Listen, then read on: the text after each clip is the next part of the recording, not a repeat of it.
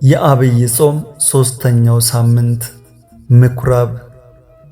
በኢትዮጵያ ኦርቶዶክስ ተዋሕዶ ቤተክርስቲያን የዐቢይ ጾም ሦስተኛው ሳምንት ምኵራብ በመባል ይጠራል።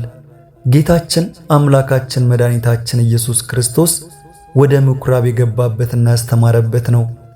ምኵራብ ማለትም ቀጥተኛ ፍቺው ኮረብታ፣ ተራራ የሚያህል ታላቅ ሕንፃ ማለት ነው። ከዚህም የተነሳ የአይሁድ ቤተ ጸሎት ወይም ቤተ መቅደስ ማለት ይሆናል።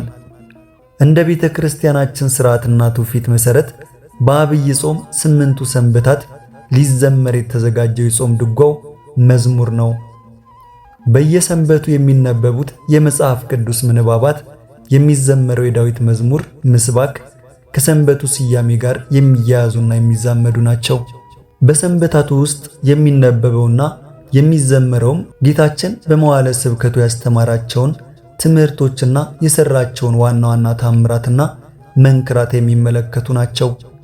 ጾሙ የጌታ ጾም ስለሆነ ሁሉም መዝሙራትና ምንባባት ከጌታ ትምህርትና ሥራ ጋር የተያዙ ናቸው። በዚህ መሠረት ሦስተኛው ሰንበት ምኵራብ ተብሎ ተሰይሟል። ቦአ ኢየሱስ ምኵራበ አይሁድ የሚልና ይህን የመሰለ ጌታ በምኵራብ ማስተማሩን የሚዘክር የሚቀርብበት ሳምንት ነው። በብሉይ ኪዳን ዘመን በኢየሩሳሌም የአይሁድ ቤተ መቅደስ ነበራቸው። ናቡከደነጾር ኢየሩሳሌምን በወረረ ጊዜ ግን ቤተ መቅደሱን አፈረሰ፣ ሕዝቡንም ወደ ባቢሎን አፈለሰ። ከዚህም ጊዜ ጀምሮ አይሁድ በሚኖሩባቸው ስፍራዎች ሁሉ ለጸሎት ቤት ይሰሩ ነበር። ጌታችን መድኃኒታችን ኢየሱስ ክርስቶስ በኢየሩሳሌም እየተዘዋወረ በሚያስተምርበት ጊዜ ግን ብዙ ምኵራቦች ነበሩ። ሐዋርያት በሚያስተምሩበት ወቅት ከአንዳንድ ቦታዎች በቀር በምኵራቦች ገብተው ወንጌልን አስተምረዋል። በብሉይ ዘመን ቢያንስ 10 የጎለመሱ ወንዶች የቤተሰብ ኃላፊዎች በቦታው ከተገኙ እነዚህን ምኵራቦች ለመስራት ይፈቀድላቸው ነበር። በምኵራብ ውስጥም የሕግ መጻሕፍትና በነቢያት የተጻፉ ጽሑፎች በብራና ጥቅልል ይገኛሉ። ምዕመኑ እንዲሰማቸው እንደ መድረክ ባለ ቦታ ላይ ካህናትና መምህራን ቆመው መጻሕፍትን ያነባሉ፣ ቃለ እግዚአብሔርን የሚያስተምሩ ነበር። ምኵራብን የሚመሩት አለቆች ጥፋተኛ ሰው ሲገኝ በመግረፍ ወይም ከምኵራብ በማስወጣት ሊቀጡ ሥልጣን ነበራቸው። አገልጋይ ወይም የሚራዱ ወጣቶች ልጆችን በማስተማር ጥቅልሎችን በማቅረብ በተጨማሪ የአለቆችን ትእዛዝ በመፈጸም ያገለግላሉ።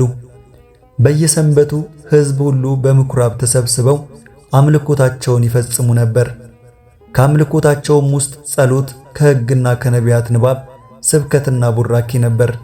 በዚህ ምኵራብ ጌታችን መድኃኒታችን ኢየሱስ ክርስቶስ ተገኝቶ ሕዝቡን አስተምሯል። ወዳደገበትም ወደ ናዝሬት መጣ።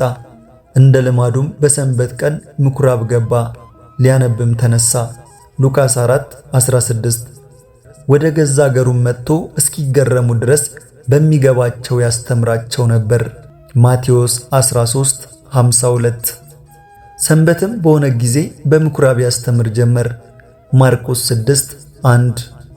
ጌታችን ኢየሱስ ወደ አይሁድ ምኵራብ ገባ፣ የሃይማኖት ቃልን አስተማረ። ከመሥዋዕት ይልቅ ምሕረትን እወዳለሁ፣ የሰንበት ጌታዋ የምሕረት አባቷ እኔ ነኝ፣ የሰው ልጅም የሰንበት ጌታዋ ነው። የአባቴን ቤት የንግድ ቦታ አታድርጉት፣ ቤቴስ የጸሎት ቤት ይባላል እያለ የሃይማኖትን ቃል አስተማራቸው። ወደ ምኵራባቸውም ገብቶ ዝም ይሉ ዘንድ ገሠጻቸው። እነርሱም ትምህርቱን፣ የቃሉን ግርማ፣ ያነጋገሩን ጣዕምና የአንደበቱን ቅልጥፍና አደነቁ።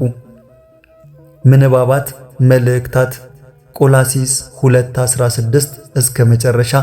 እንግዲህ በመብልም ቢሆን በመጠጥም ቢሆን በልዩ ልዩ በዓላትም ቢሆን በመባቻም ቢሆን በሰንበትም ቢሆን የሚነቅፋችሁ እንዳይኖር ተጠንቀቁ። ያዕቆብ 5:14።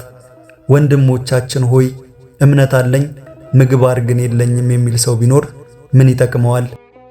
ግብረ ሐዋርያት የሐዋርያት ሥራ ምዕራፍ 10 ከ1 እስከ 8። በቂሳርያም ቆርኔሌዎስ የሚባል አንድ ሰው ነበር። ኢጣሊቅ ለሚሉት ጭፍራም የመቶ አለቃ ነበር። እርሱም ጻድቅና ከነቤተሰቡ እግዚአብሔርን የሚፈራ ነበር። ለሕዝቡም ብዙ ምጽዋት ይሰጥ ነበር። ዘወትር ወደ እግዚአብሔር ይጸልይ ነበር።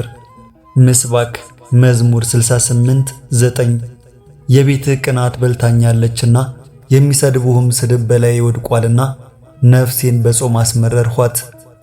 ወንጌል ዮሐንስ 2 ምዕራፍ 12 እስከ መጨረሻ። ከዚህም በኋላ እርሱና እናቱ ወንድሞቹና ደቀ መዛሙርቱም ወደ ቅፍርናሆም ወረዱ። በዚያም ብዙ ያይደለ ጥቂት ቀን ተቀመጡ። ቅዳሴ ዘእግዚኦ። ወስብሐት ለእግዚአብሔር።